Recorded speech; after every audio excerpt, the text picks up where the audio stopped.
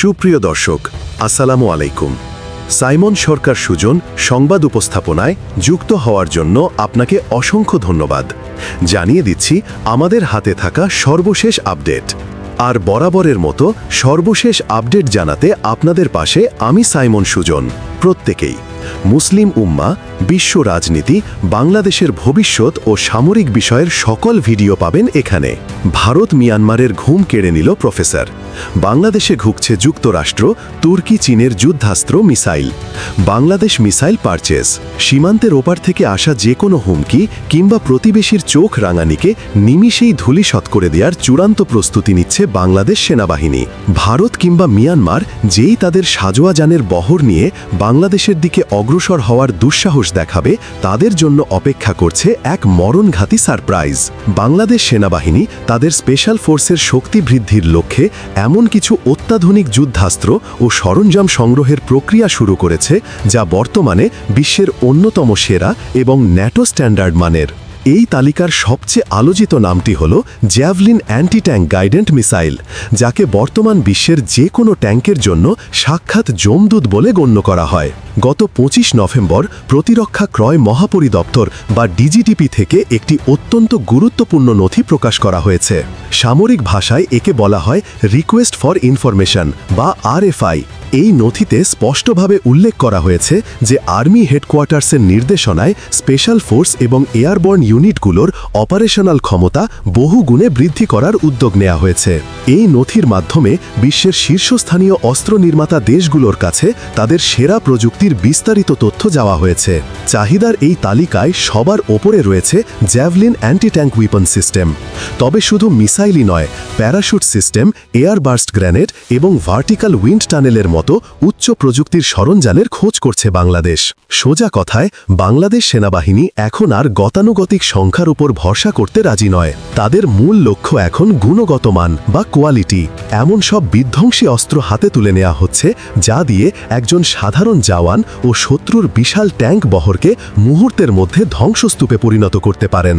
এই RFI-তে আগ্রহী কোম্পানিগুলোকে আগামী 11 ডিসেম্বর 2025-এর মধ্যে তাদের ব্রোশিওর, টেকনিক্যাল ম্যানুয়াল এবং অরিজিনাল ক্যাটালগ জমা দিতে বলা হয়েছে। সময়ের এই সংক্ষিপ্ততা এবং সেনাবাহিনীর তড়িৎ পদক্ষেপ দেখে বোঝা যাচ্ছে এই সক্ষমতা অর্জনে তারা কতটা দৃঢ় প্রতিজ্ঞা। সাধারণ মানুষের মনে প্রশ্ন জাগতেই পারে, হঠাৎ কেন এই উচ্চ ক্ষমতার অ্যান্টি ট্যাঙ্ক মিসাইল বা জ্যাভলিনের দিকে ঝুঁকছে বাংলাদেশ? এর উত্তর আছে দুই প্রতিবেশী ভারত ও মিয়ানমারের সামরিক প্রস্তুতির মধ্যে। ভারত এবং মিয়ানমার উভয়ের ভাণ্ডারে রয়েছে রাশিয়ার তৈরি T-72 এবং T-90-র মতো মেন ব্যাটল ট্যাঙ্ক। সীমান্তে কোনো সংঘাত সৃষ্টি হলে বা এই দুই দেশ যদি তাদের আর্মার ডিভিশন নিয়ে আগ্রাসন চালায়, তবে সেগুলোকে থামানোর জন্য সাধারণ রকেট লঞ্চার যথেষ্ট হবে না। ঠিক এই জায়গাতেই গেম চেঞ্জার হিসাবে আবির্ভূত হবে জ্যাভলিন। যুক্তরাষ্ট্রের তৈরি এই জ্যাভলিন মিসাইল সিস্টেমটি মূলত ফায়ার অ্যান্ড ফরগেট প্রযুক্তির উপর ভিত্তি করে তৈরি। এর অর্থ হল, মিসাইলটি ফায়ার করার পর সৈনিককে আর দাঁড়িয়ে থাকতে হয় না বা মিসাইলটিকে পথ দেখাতে হয় না। একবার টার্গেট লক করে ট্রিগার চাপলেই মিসাইল তার কাজ নির্ভুলভাবে সম্পন্ন করে। ফায়ার করার সাথে সাথেই সৈনিক দ্রুত স্থান ত্যাগ করে নিজেকে নিরাপদ করতে পারেন, যা যুদ্ধক্ষেত্রে একজন যোদ্ধার বেঁচে থাকার সম্ভাবনা বহুগুণ বাড়িয়ে দেয়। তবে এই মিসাইলটির সবচেয়ে ভয়ঙ্কর দিক হল এর টপ অ্যাটাক মোড। কৌশলগত দিকটি একটু তলিয়ে দেখা যাক। যে কোনো ট্যাঙ্কের সামনের দিকের বর্ম বা আর্মার সবচেয়ে পুরু ও শক্তিশালী হয়, যা ভেদ করা অত্যন্ত কঠিন। কিন্তু ট্যাঙ্কের ওপরের অংশ বা ছাদ তুলনামূলকভাবে দুর্বল থাকে। জ্যাভলিন মিসাইলটি যখন চোড়া হয়, তখন এটি সোজা গিয়ে ট্যাঙ্কে আঘাত করে না। এটি প্রথমে ওপরের দিকে উঠে যায় এবং ধনুকের মতো বাঁকা পথে ওপর থেকে নিচের দিকে নেমে এসে ট্যাঙ্কের সবচেয়ে দুর্বল অংশ অর্থাৎ ছাদে আঘাত হানে। একে বলা হয় আর্কল ট্র্যাজেক্টরি। এই টপ অ্যাটাক মোডের কারণে বিশ্বের তাবড় তাবড় ট্যাঙ্কও এই মিসাইলের কাছে অসহায়। শুধু তাই নয়, ভারত বা মিয়ানমারের মতো দেশগুলো তাদের ট্যাঙ্কে এখন এক্সক্লুসিভ রিঅ্যাক্টিভ আর্মার বা ERA ব্যবহার করে। এটি এমন এক ধরনের বর্ম যা সাধারণ মিসাইলকে ট্যাঙ্কের গায়ে লাগার আগেই বিস্ফোরণ ঘটিয়ে নিষ্ক্রিয় করে দেয়। কিন্তু জ্যাভলিন এই ERA প্রযুক্তিকেও ফাঁকি দিতে সক্ষম, কারণ জ্যাভলিনে ব্যবহার করা হয়েছে ডুয়েল চার্জ ওয়ারহেড বা ট্যান্ডেম ওয়ারহেড। এতে দুটি ধাপে বিস্ফোরণ ঘটে। প্রথম ছোট বিস্ফোরণটি ট্যাঙ্কের বাইরের ইয়ারে বর্মকে উড়িয়ে দেয় এবং ঠিক তার পরপরই দ্বিতীয় ও মূল বিস্ফোরণটি ট্যাঙ্কের ভেতরে ঢুকে ধ্বংসলীলা চালায়। অর্থাৎ প্রতিপক্ষ যত শক্তিশালী বর্মই ব্যবহার করুক না কেন, জ্যাভলিনের হাত থেকে নিস্তার পাওয়া প্রায় অসম্ভব। সাম্প্রতিক ইউক্রেন রাশিয়া যুদ্ধের দিকে তাকালে এই অস্ত্রের ভয়াবহতা সম্পর্কে পরিষ্কার ধারণা পাওয়া যায়। এই একটিমাত্র অস্ত্র দিয়ে ইউক্রেনীয় বাহিনী রাশিয়ার বিশাল ট্যাঙ্কবহরকে নাস্তানাবুদ করে ছেড়েছে। ইউক্রেনের দেওয়া তথ্যমতে তারা জেভলিন ব্যবহার করে 500-এর বেশি রুশ ট্যাঙ্ক এবং 1500-এর বেশি সাজোয়াজান ধ্বংস করেছে। অবস্থা এমন দাঁড়িয়েছে যে এই মিসাইলটি সেখানে প্রতিরোধের প্রতীকে পরিণত হয়েছে, যাকে তারা নাম দিয়েছে সেন্ট জেভলিন। রাশিয়ার মতো পরাশক্তির ঘুম হারাম করে দেওয়া এই অস্ত্রটি যদি বাংলাদেশের হাতে আসে, তবে ভারত বা মিয়ানমার সীমান্তে কোনো ধরনের দুঃসাহস দেখানোর আগে হাজারবার চিন্তা করবে। জ্যাভলিন মিসাইলটি ওজনে বেশ হালকা এবং সহজে বহনযোগ্য। মাত্র 2 জন সৈনিক মিলে এটি পরিচালনা করতে পারে। এর ক্যালিবার 127 মিলিমিটার এবং ওয়ারহেডের ওজন 8.4 কেজি। এর পাল্লা বা রেঞ্জ 2.5 কিলোমিটার থেকে প্রায় 1.25 কিলোমিটার পর্যন্ত। অর্থাৎ শত্রু দেখার বহু দূর থেকেই নিখুঁত নিশানায় আঘাত হানা সম্ভব। এছাড়া এটি দিয়ে শুধু ট্যাঙ্ক নয়, নিচু উচ্চতায় ওরা হেলিকপ্টার, বাংকার বা দুর্গের মতো স্থাপনাতেও আঘাত করা যায়। গেরিলা যুদ্ধের জন্য এর চেয়ে আদর্শ অস্ত্র আর হতে পারে না। সেনাবাহিনীর এই কেনাকাটার তালিকায় মিসাইলের পাশাপাশি আরও একটি গুরুত্বপূর্ণ নাম রয়েছে, তা হল প্রোগ্রামেবল এয়ার বার্স্ট গ্রেনেড এবং ফায়ার কন্ট্রোল ডিভাইস। 40 মিলিমিটারের এই সেমি অটোমেটিক গ্রেনেড লঞ্চারগুলো যুদ্ধের ময়দানে পদাতিক বাহিনীর শক্তি কয়েক গুণ বাড়িয়ে দেবে।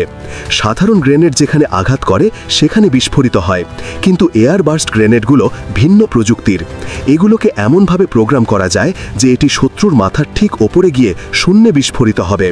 ধরুন মিয়ানমারের কোনো বিদ্রোহী গোষ্ঠী বা প্রতিপক্ষ দেশের সেনাবাহিনী কোনো দেয়াল পরীক্ষা বা বাংকারের আড়ালে লুকিয়ে আছে।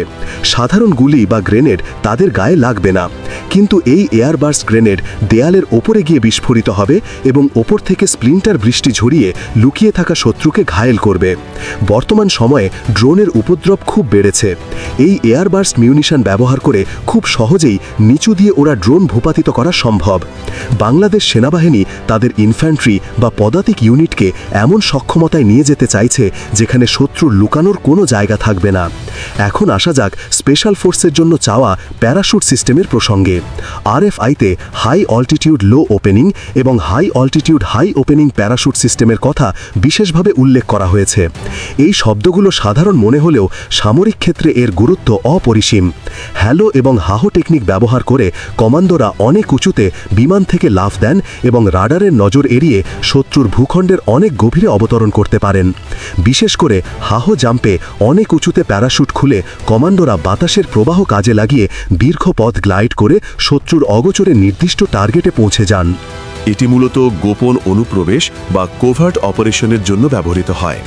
মিয়ানমার সীমান্তে বা পার্বত্য চট্টগ্রামের দুর্গম এলাকায় ঝটিকা অভিযান কিংবা শত্রু সীমানার ভেতরে ঢোকে তাদের কমান্ড সেন্টার ধ্বংস করার জন্য এই সক্ষমতা অত্যন্ত জরুরি। এ ধরনের প্যারাশুট কেনার আগ্রহ প্রমাণ করে যে বাংলাদেশ সেনাবাহিনী তাদের স্পেশাল ফোর্সের স্ট্র্যাটেজিক ইনসারশন বা কৌশলগত অনুপ্রবেশের ক্ষমতাকে এক অনন্য উচ্চতায় নিয়ে যেতে চাইছে। এর সাথে সামঞ্জস্য রেখেই কেনা হচ্ছে ক্লোজড ভার্টিক্যাল উইন্ড টানেল। এটি মূলত প্যারাট্রুপার এবং স্পেশাল ফোর্সের প্রশিক্ষণের জন্য ব্যবহৃত একটি বিশাল চেম্বার, যেখানে কৃত্রিমভাবে বাতাসের শক্তিশালী প্রবাহ তৈরি করা হয়। বিমান থেকে লাফ না দিয়েও মাটিতে বসেই শূন্যে ভাসার অনুভূতি এবং স্কাই ড্রাইভিংয়ের যাবতীয় কসরত এখানে শেখা যায়। এতে একদিকে যেমন প্রশিক্ষণের খরচ কমে, অন্যদিকে দুর্ঘটনার ঝুঁকিও থাকে না। সারা বছর আবহাওয়া যেমনই থাকুক, কমান্ডোদের প্রশিক্ষণ চলতে থাকে। এই ধরনের ইনডোর সুবিধা নিশ্চিত করার মাধ্যমে সেনাবাহিনী তাদের দক্ষতাকে আন্তর্জাতিক মানে উন্নীত করছে। অনেকের মানেই খটকা লাগতে পারে যে আরএফআই জিনিসটা আসলে কি, এটি কি চূড়ান্ত কেনাকাটা, বিষয়টি পরিষ্কার করা যাক। আরএফআই মানে হল রিকোয়েস্ট ফর ইনফরমেশন। যখন সেনাবাহিনী কোনো বড় ধরনের অস্ত্র বা প্রযুক্তি কেনার পরিকল্পনা করে, তখন তারা হুট করে বাজারে গিয়ে সেটি কিনে ফেলে না। প্রথমে তারা যাচাই করতে চায় বিশ্বে কারা কারা এই প্রযুক্তি সরবরাহ করতে সক্ষম, তাদের কাছে কি কি ভ্যারিয়েশন আছে, দাম কেমন হতে পারে এবং তারা টেকনোলজি ট্রান্সফার বা প্রযুক্তি হস্তান্তর করবে কিনা। এটি হলো বাজার যাচাইয়ের একটি প্রাথমিক ধাপ। এই ধাপের মাধ্যমে সেনাবাহিনী নিশ্চিত হতে চায় যে তারা সেরা জিনিসটি কিনছে। জেভলিন মিসাইল বা এই ধরনের হাই এন্ড ইকুইপমেন্ট কেনার জন্য ডিজিডিপি যে আরএফআই জারি করেছে, তা থেকে বোঝা যায় প্রসেসটি এখন প্রাথমিক পর্যায়ে থাকলেও লক্ষ্য সুনির্দিষ্ট। এই নথিতে গ্রুপ এ ভুক্ত দেশগুলোর কথা বলা হয়েছে, যার অর্থ হল বাংলাদেশ এখন আর যেন তেন সোর্স থেকে অস্ত্র কিনতে রাজি নয়, বরং পশ্চিমা বা উন্নত বিশ্বের প্রথম সারির দেশগুলোর প্রযুক্তির দিকেই তাদের নজর। বাংলাদেশ সেনাবাহিনীর এই আধুনিকায়ন প্রক্রিয়ার দিকে তাকালে একটি বিষয় স্পষ্ট হয়ে ওঠে। তারা গতানুগতিক যুদ্ধের ধারণা থেকে বেরিয়ে এসে স্মার্ট ওয়ারফেয়ার বা আধুনিক যুদ্ধের জন্য প্রস্তুত হচ্ছে।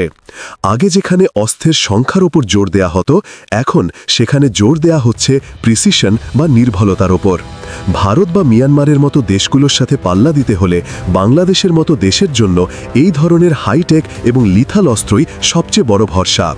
বিশেষ করে জেভলিনের মতো অ্যান্টি ট্যাঙ্ক মিসাইল যদি বাংলাদেশের বহরে যুক্ত হয়, তবে তা এই অঞ্চলের জিওপলিটিক্স বা ভূ রাজনীতিতে বড় প্রভাব ফেলবে। দর্শক, আজ এখানেই শেষ করছি। সমরাষ্ট্র প্রতিরক্ষার নানা তথ্য জানতে চোখ রাখুন সাইমন সরকার সুজন। সংবাদ উপস্থাপনায় নিশ্চয়ই কমেন্ট করে আমাদের আপনার অভিমত জানাবেন।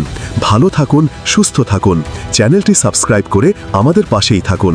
আল্লাহ হাফেজ।